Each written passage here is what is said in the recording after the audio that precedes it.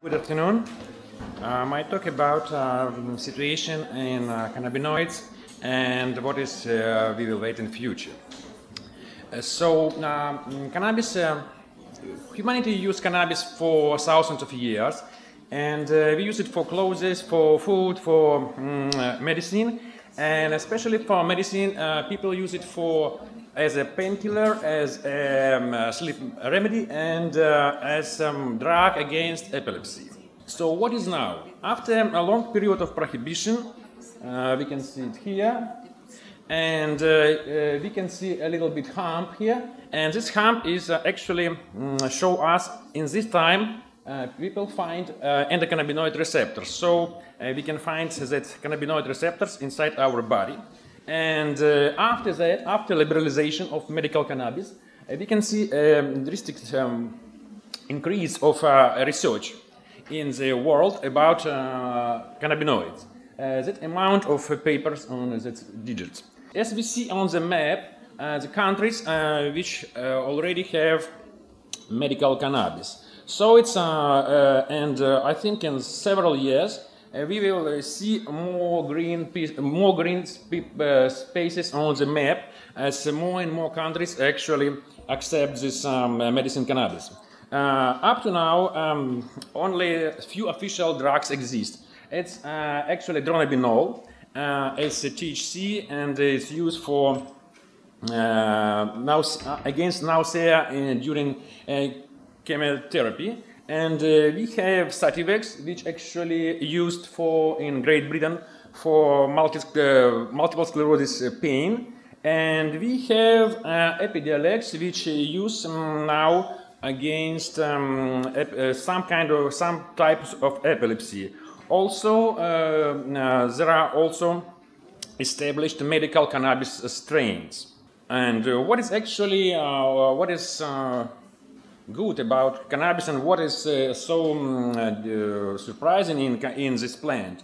Cannabis have special substances which we call cannabinoids, because cannabinoids are called because they're in cannabis. And kind of like known substance like THC and CBD. THC is psychoactive agent of cannabis, and actually all this prohibition, all this restriction, ultimately because cannabis has THC. And second most distributed in cannabis cannabinoid is CBD. We know about cannabinoids only because there's two cannabinoids. But in cannabis, we have more than 100 cannabinoids. They are a little amount in the plant, but for example, extract of cannabis have more therapeutic power than artificial mix with CBD and THC, or just THC or just CBD. So, and many scientists believe that this is some potential of therapeutic potential of cannabinoids, of cannabis, is because the small amount of different cannabinoids inside the plant. How cannabinoids works? Actually, in our body we have many signaling molecules, and some of these signaling molecules called neurotransmitters, which actually used by neurons to communicate with each other, and if we stop that communication, we kind of die. And the most abundant neurotransmitters is glutamate and GABA. All other neurotransmitters use a modulated role, and so they help to think, help to sleep, help to feel, and in wide spectrum of physiological function of brain. And one of these molecules, one of the signaling molecule is endocannabinoids. We can see here, we have two kind of, in our body, we have two kind of endocannabinoids. It is 2-AG and anandamide, and they both work as cannabinoids in our body. And if you see the structure of these molecules is a little bit different from a cannabinoid from cannabis. So, and because our cannabinoids found later than the plant cannabinoids, our cannabinoids also called cannabinoids, our chemicals which we have inside and affect cannabinoid system. And they both anandamide and 2,8-G affect CB1 and CB2 receptors. And further, I show, you see, kind of anandamide is named after, because Sanskrit word is extremely happiness. And that Dr. Mishulamvich kind of found this substance. He cannot find in Jewish language too many words about happiness, and he said, you know, Jewish language have too many unhappy words about describe our unhappiness, but not much about happy. So they use a Sanskritic word to explain how good this is, how good this chemical. So about CB1 and CB2 receptors. CB1 receptors, it's receptors we have, cannabinoid receptors which have in brain and nervous system. And activation of these receptors actually make people high. And that's why kind of like and a big concern about from officials and from other organs. Other way, CB1 receptors play a role in sleeping, in memory, and in anxiety and many pathological processes. And using this, for example, like all painkiller drugs, cannabinoid drugs use the THC, use the THC because it affects and make it painless. The more important and not less important CB2 receptors, which actually put it on immune system. So we know that cannabinoids, and this is research show, affect mostly neural system and immune system. And interaction between immune and immune system.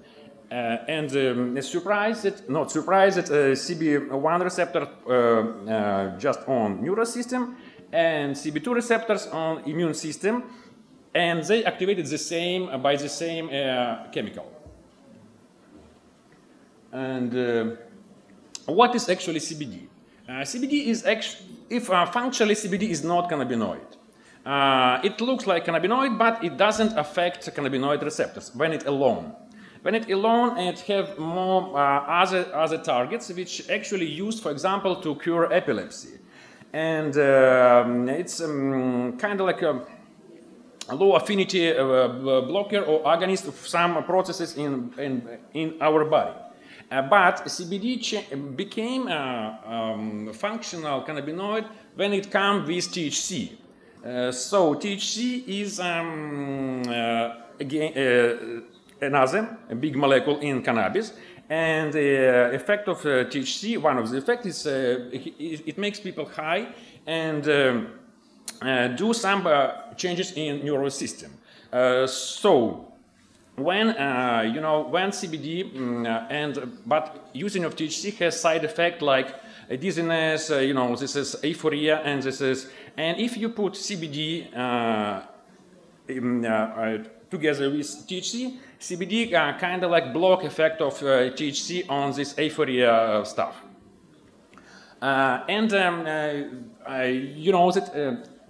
Cannabinoids from plant is not our natural cannabinoids, and so they're not so selective as our cannabinoids.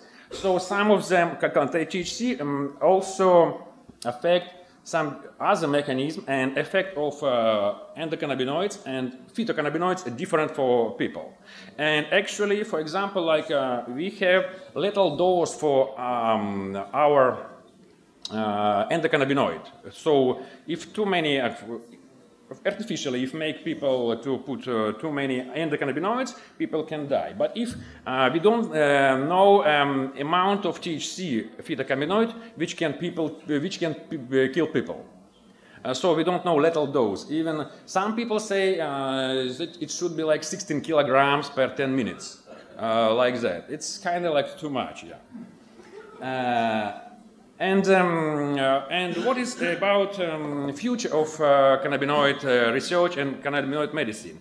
It's because, you know, cannabinoid system is a system we have inside, and we don't just create something artificial. It's receptors, and these receptors are into different, you know, substances, and this system take part in many pathological processes. Like, for example, you can see the list of these disorders here.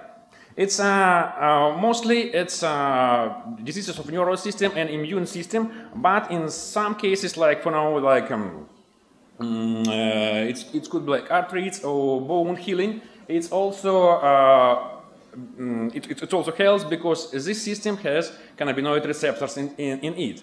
And you know, if we can say kind of like we don't have cannabinoids, we don't want cannabinoids, but we have cannabinoids already, and we should kind of like, in some people, cannabinoid system is not working properly. And is it what is ethical? You know, what is ethically to forbid that people use cannabinoids for their you know for their treatment?